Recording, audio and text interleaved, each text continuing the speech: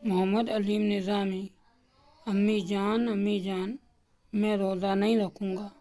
امی جان کی آواز پر ببلو چلایا، لیکن بیٹا آج سے رمضان المبارک کا آغاز ہو جاتا ہے اور پہلا روزہ ہر بچے کو رکھنا چاہیے، بلکہ کوشش کرنی چاہیے کہ تمام روزے رکھ کر بچے اپنے اللہ کو خوش اور راضی کریں۔ امی جان ببلو کو نصیحت کرتے ہوئے کہا، امی جان آج کل سخت گرمی کا موسم ہے، بچے تو کیا بڑے لوگ بھی روزہ رکھنے سے ہچکچاتے ہیں، اور میں تو صرف ابھی 10 سال کا ہوا ہوں۔ بیٹا، 10 سال کی عمر میں ہر بچے کو فرض ہے روزہ، کیونکہ اللہ تعالیٰ کا حکم ہے،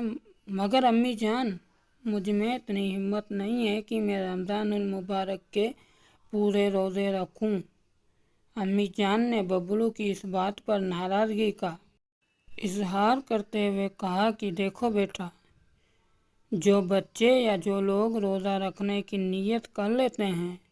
اللہ تعالیٰ خود ہی انہیں اتنی قوت عطا کر دیتے ہیں کہ جب وہ روزے کا اہتمام کرتے ہیں تو خود بخود ہی ان میں اتنی سخت پیدا ہو جاتی، سحری کے وقت سے لے کر افطاری تک، تو انہیں ایک قسم کی روحانی خوشی حاصل ہوتی ہے۔ ببلو نے کسی حد تک امی جان کی بات سے اتفاق کیا، مگر ساتھ یہ بھی کہا، دیکھیے امی جان، روزہ رکھنے کے لیے تو بھی ساری عمر پڑی ہے، میں نے سردی گرمی میں اسکول بھی جانا ہوتا ہے، اسکول کے کام میں 5-6 گھنٹے لگانے ہوتے ہیں، پھر سخت دھوپ اور ہوس میں گھر واپس آ کر کس طرح میں روزہ برداشت کروں گا؟ اگر آپ نے مجھے روزے رکھانے ہی ہیں تو پھر 1 ماہ کے لیے اسکول سے مجھے چھٹی لے دیں، میں روزے کی حالت میں گھر میں بیٹھ کر یا لیٹ کر سارا دن گزار لوں گا، اور یوں آپ کو بھی مجھ سے کوئی شکایت نہیں۔ امی جان ببلو کی یہ بات سن کر قدرے غصے میں آ گئیں، اور انہوں نے ببلو کی بات کاٹتے ہوئے اسے کہا کہ دیکھو ببلو میاں، تم اکیلے ہی نہیں بلکہ دنیا بھر کے تمام مسلمان بچے اپنے اسکولوں میں تمہاری جیسی عمر کے مطابق جاتے ہیں، انہوں نے روزہ بھی رکھا ہوا ہوتا ہے اور تمام زندگی کے کام بھی کرتے ہیں، اسکول کے کام کے علاوہ سحری سے لے کر افطاری تک اللہ تعالیٰ کی عبادت کرتے ہیں،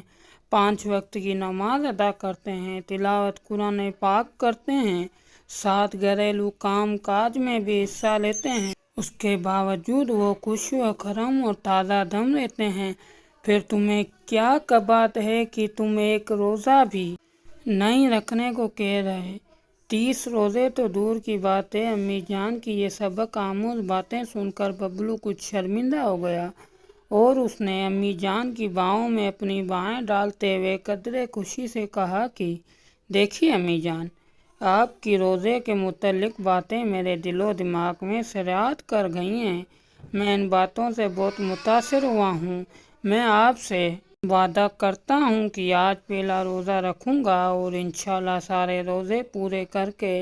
اپنے اللہ، امی، ابو اور بہن بھائیوں کو بھی خوشی کروں گا۔